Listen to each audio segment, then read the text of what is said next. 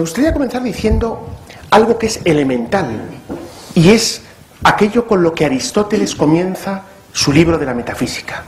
Es que el hombre quiere por necesidad, anhela por necesidad, saber, conocer la verdad. Todos nosotros somos unos inquietos buscadores de la verdad, continuamente, en todos los niveles. No nos da igual la verdad que la mentira. Queremos conocer lo que son las cosas. Cuando vemos un fenómeno atmosférico nos preguntamos ¿qué es eso? No nos da igual que nos digan que es una pintura puesta en el aire o un fenómeno atmosférico. Cuando nos dan un comestible nos interesa saber si realmente produce la salud o la muerte, y no nos da igual que sea una cosa o la otra. Es decir, realmente nos importa mucho conocer la verdad. Pues bien, a lo que esa facultad humana que busca la verdad le podríamos llamar la dimensión científica del hombre. Es decir, la ciencia, la episteme, frente a la doxa, a la opinión. Ya esto Platón lo había descrito con admirable belleza.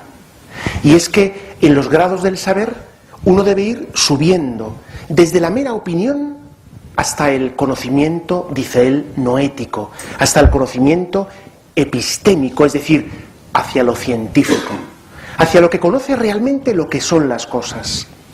De tal modo que el grado superior del saber en el hombre es científico y el inferior es el de la mera opinión. Pues bien, ¿qué significa la ciencia? ¿Qué es la ciencia? ¿Qué es esa dimensión del hombre racional que trata de buscar la verdad y que es científica? Pues en el fondo el hombre lo que hace es construir sistemas. Lo voy a tratar de explicar. Un sistema en el fondo es un conjunto ordenado, completo, coherente, donde todas las piezas están perfectamente trabadas y por tanto unas se conectan a otras y dan respuesta a los interrogantes que sobre eso surge. Por ejemplo, cuando hablamos del sistema solar, estamos hablando de un conjunto de planetas, de una estrella y de unas órbitas, de unas fuerzas, y todo ello armónicamente comprendido en un todo sistemático. De hecho, en la historia de la astronomía, algunos planetas han sido descubiertos no por observación directa, sino porque en ese sistema faltaba alguna pieza para que tuviera coherencia.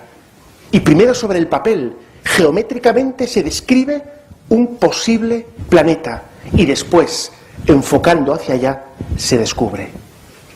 Pues bien, esta es una dimensión humana, la que trata de armonizar, de sistematizar. Bien, para que un sistema sea tal, podemos decir que tiene que ser completo y que de alguna manera tiene que ser continuo. Es decir, que unas piezas estén conectadas a las otras de tal modo que no existan hiatos, simas. Si alguno me pregunta, oye, ¿por qué razón esta mesa está aquí? Y dice uno, pues clarísimamente, porque hay bosques en Canadá. Y dice un hombre, ya, pero es que desde aquella causa hasta esta hay un montón de causas intermedias que deben ser puestas sobre la mesa para que este sistema sea realmente coherente, para que no haya simas en medio. La razón humana, por tanto, va tratando de conectar unas cosas con otras de modo inmediato, de tal modo que todo esté armónicamente conectados. Evitando los saltos. La mitología era una exposición llena de saltos. Si, por ejemplo, uno dice, oye, ¿por qué está habiendo, o por qué ha habido una tormenta tan grande? Y uno dice, pues porque el dios Apolo se ha enfadado contra otros dioses que han tratado de... y entonces ha soplado con fuerza, y uno dice, bueno, da la impresión de que desde esa descripción hasta lo que estoy viendo hay un salto que mi razón describe o descubre como improcedente. Por eso, cuando, uno descubre que los magos de Oriente, el día 6 de enero, y no quisiera tampoco, dar un dato de demasiada primicia en este foro, pues cuando uno descubre que quizá necesita algún tipo de explicación añadida para que cuadre el sistema, pues es el paso del mito al logos, a la ciencia, y esto es razonable. Lo he dicho un poco más crípticamente por si acaso. Bueno, bien, hasta aquí todo parece bastante elemental, pero aquí surge un primer elemento de prejuicio. Claro, si todo ha de ser continuo, quiere decirse que en la explicación de las cuestiones materiales, todas las causas que de ello dependan deben ser materiales. Por tanto, la ciencia empírica se cierra a una trascendencia que supondría un salto y por tanto algo no estrictamente científico. Bien, esto parece que es una hipótesis aparentemente bastante razonable, pero vamos a ver si esto es así. Este interés, el de erradicar de la razón humana todo aquello que sea de orden meta empírico, parece que es una doctrina muy al uso, como si hubiera dos ámbitos totalmente separados en nuestras vidas. Uno, lo que se refiere a la reflexión racional acerca del mundo empírico, material, incluso a nuestro origen de por qué existimos. Y otro distinto es ese ámbito de creencias, de afirmaciones que podríamos introducir dentro del ámbito de la fe, pero son dos mundos incomunicables. De tal modo que cuando uno es científico, uno es científico. Y cuando uno es creyente, uno es creyente. Pero ser científico y ser creyente no son dos elementos homogéneos y por tanto caminan en direcciones distintas. Bien. Sin embargo, a partir del siglo XIX hay una gran crisis, una convulsión en el mundo de la ciencia.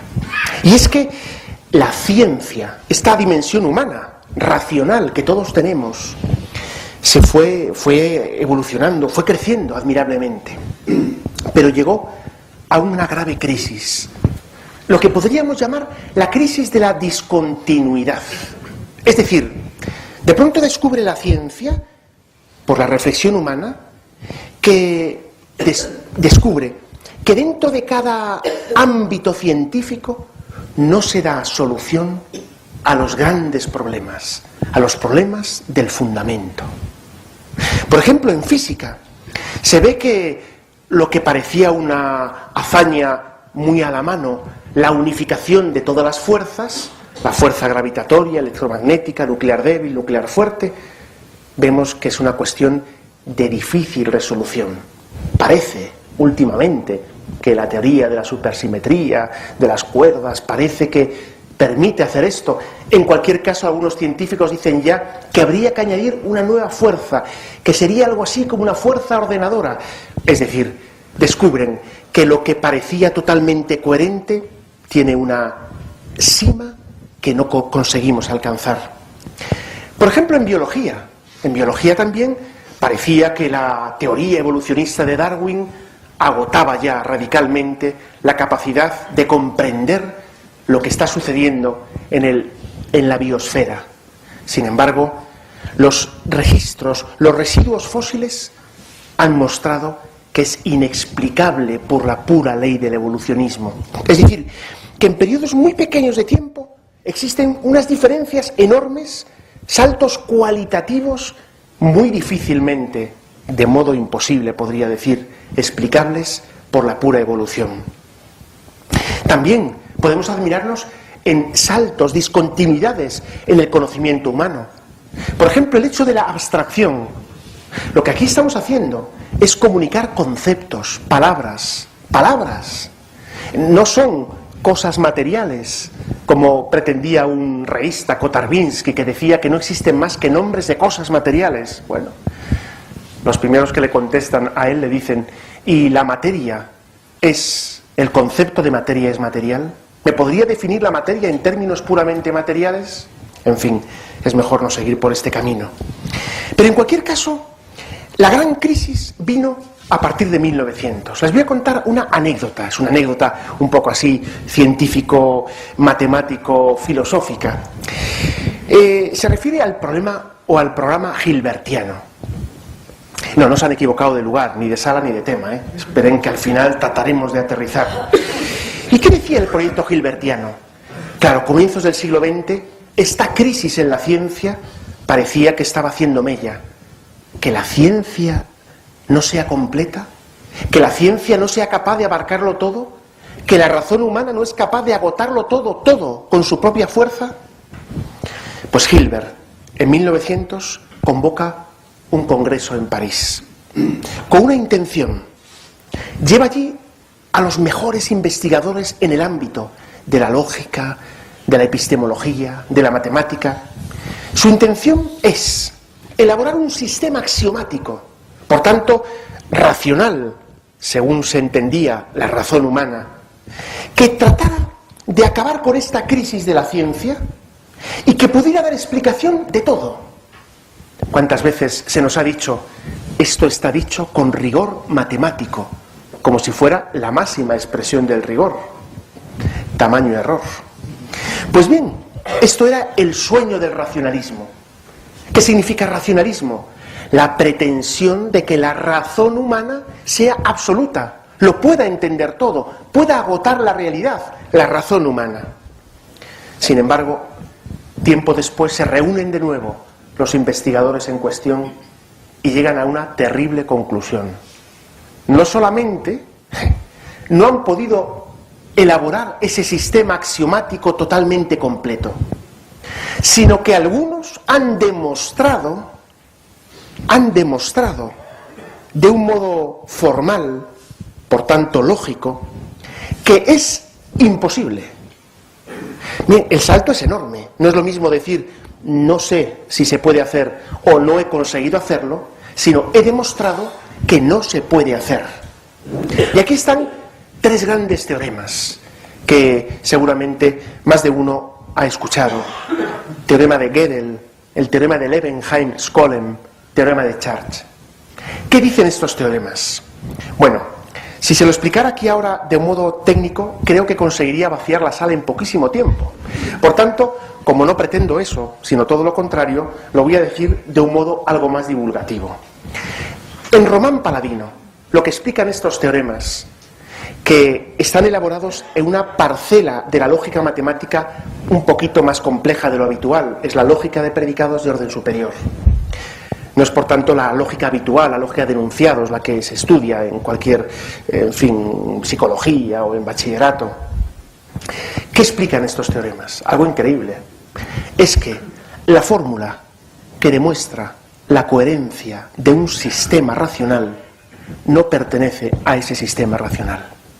Es decir, que para fundamentar una ciencia he de salirme de ella porque su fundamento no pertenece. De tal modo, y perdonen por esta lluvia de conceptos, que es imposible que un sistema axiomático tenga dentro de sí tres propiedades. Tres que son las propiedades de lo que se entendía lo científico. Que sea completo, es decir, que dé explicación de todo lo que existe. Que sea consistente, es decir, que no tenga contradicción. Y que sea decidible. Y es que cualquiera de las afirmaciones anteriormente expuestas son definibles o son probables, demostrables por el resto.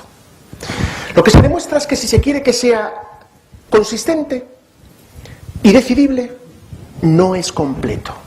Dicho de otro modo, los fundamentos para demostrar la coherencia de todo sistema axiomático científico están fuera de ese sistema. De tal modo, por ejemplo, que para fundamentar la matemática necesito principios metamatemáticos, extramatemáticos. Y por eso la matemática no es ninguna ciencia exacta, sino que es exacta siempre y cuando ponga yo unos fundamentos que están más allá. Bien, perdonen por este comienzo algo duro, pero creo que vamos a ir suavizando ya. Creo que hemos llegado a la cima de la complejidad, ahora ya bajamos, o sea que ya tranquilo. Bueno, pues esta cuestión es muy importante. ¿Por qué es importante? Porque muestra algo respecto de la razón humana. Y es que la razón humana es grande cuando reconoce que tiene un límite. Es decir, que para fundamentar los principios de la propia razón humana, para que la razón humana sea consistente, necesita principios que están más allá de ella. Bien, esto es una transposición de lo anteriormente dicho de un modo, digamos, muy rápido, pero creo que se puede entender. Es decir, dicho de otro modo, la pretensión de una razón humana absoluta cayó por los suelos.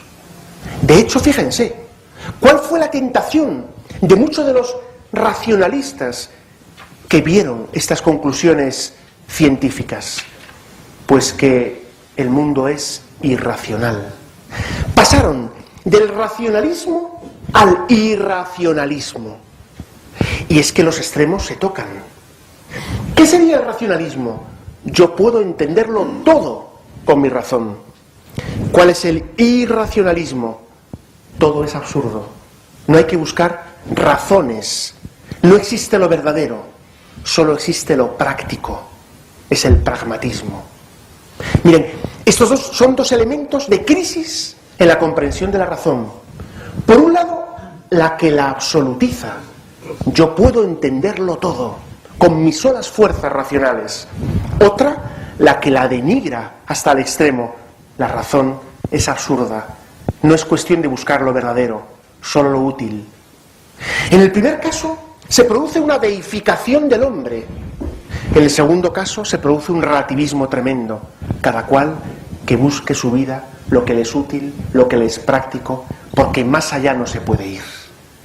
Incluso, algunos de los que profesan el irracionalismo sostienen que hasta la religión cabe aquí, porque no es sino un objeto de consumo. Aquel a quien le sea útil profesar un credo, que lo profese. Pero la religión, dicen los irracionalistas, no es ni verdadera ni falsa. Es útil, es práctica, a la gente le tranquiliza, le hace vivir de otro modo. Bien, ya tenemos ahora mismo sobre la mesa dos modelos para dos o tres, según se vea. Podemos decir tres modelos para entender la razón. Uno primero, el que absolutiza la razón humana. Todo lo que yo no entienda no existe. Todo lo que yo no sea capaz de explicar cabalmente es inexistente. Claro, visto desde ese punto de vista, ¿qué se trata de hacer, por ejemplo, con los contenidos de la fe? Pues hasta que no consiga explicarlos yo con mis luces de la razón, no pararé. Y entonces alguien te dice, oye, Cristo está presente en la Eucaristía. Te explican, no es que esté presente, ahí hay pan, pero es un pan que significa una cierta fraternidad. Ah, ya lo entiendo, claro. Oye, ¿Cristo resucitó? No, hombre, ¿cómo va a resucitar? Su espíritu, su fama, su presencia en los que le habían querido, se hizo presente con tal fuerza que se puede decir que Cristo... Ah, ahora ya lo entiendo.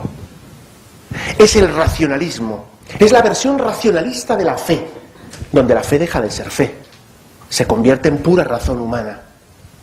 De esto hay mucho. La otra postura, irracionalismo.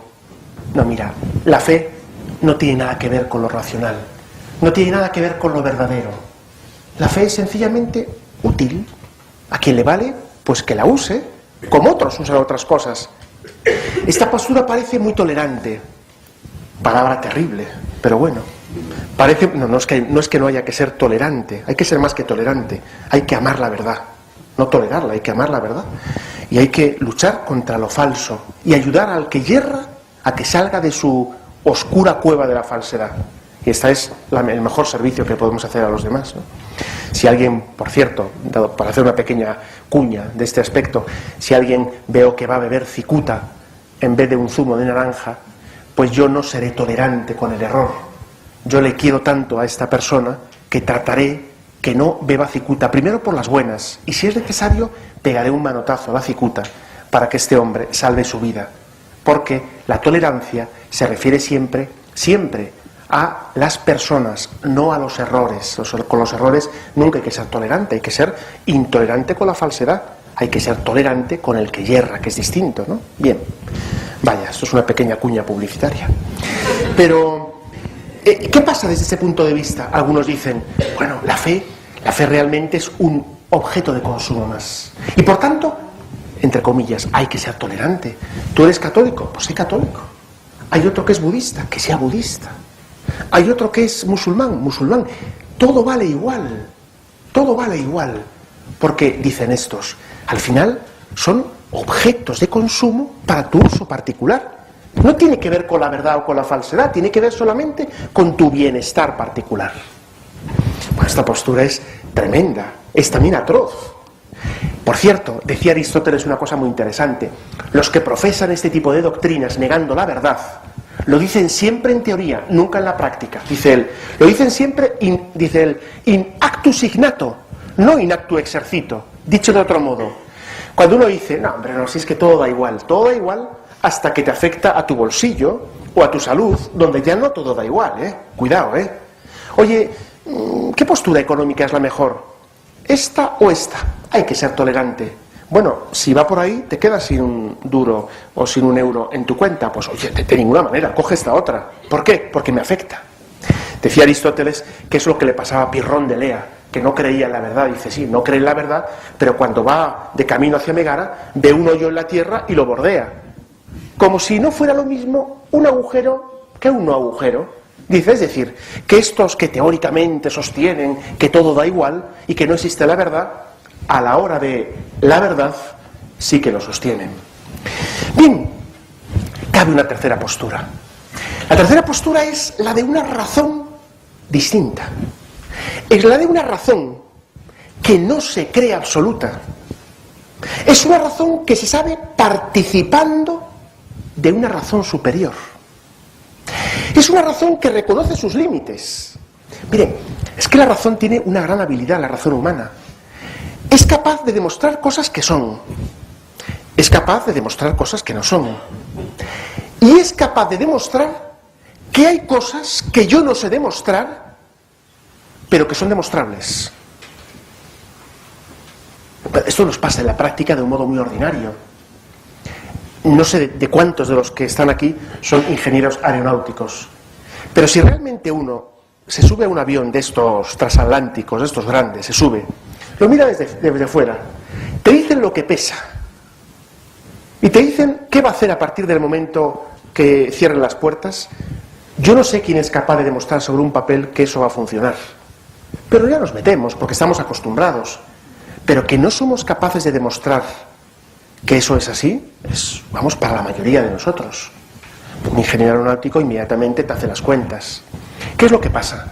Que lo que sí soy capaz es de demostrarme a mí mismo que hay gente que sí es capaz de demostrarlo. ¿Por qué no se cae este tejado que hay aquí arriba? Podría caerse. Bueno, porque yo sé que hay alguien que sí es capaz de demostrar que esto no se cae. Y por eso estamos aquí tranquilos, porque creemos en los ingenieros y creemos en los arquitectos. Es decir, que esto en la vida práctica sucede mucho. Pero ¿y por qué solo en la vida práctica? Por ejemplo, ¿por qué existe el mundo? ¿Por qué existe el mundo? Uno dirá, le veo venir. Nos va a hablar de la creación. Hombre, claro que voy a hablar de la creación. Dos posturas. Una, el mundo ha surgido por azar. ¿Alguno podría explicarme lo que es el azar? El azar. Miren, el azar es una de esas palabras, y si no, reto, con perdón, a quien sea, a que demuestre que no es así, una de esas palabras llenas de irracionalidad. Es una tapadera. No, perdón. Existen cuestiones causadas o existen cuestiones que se producen por libertad. O libertad o causalidad. Efectivamente, yo ahora puedo decidir seguir hablando o callarme. Esto lo decido por libertad y con libertad. Esto no es predecible. No es predecible. Que ustedes estén sentados aquí, más o menos predecible, pero cualquiera en cualquier momento puede levantarse e irse. ¿Por qué? Porque son libres ustedes. Yo no puedo demostrar cuántos van a quedar aquí dentro de 8 horas cuando acabe esta conferencia. No puedo demostrarlo, porque depende de su libertad. Pero hay cosas que sí son predecibles. Es decir, yo estoy convencido que si alguien me da un billete de 50 euros y yo coloco un mechero debajo, saltaría, en fin, con una cierta mesura, ¿no? O medida, pues yo diciendo, oye, en ningún lado está asegurado que esto se vaya a arder. Nadie tendría duda de que el billete de 50 euros va a arder.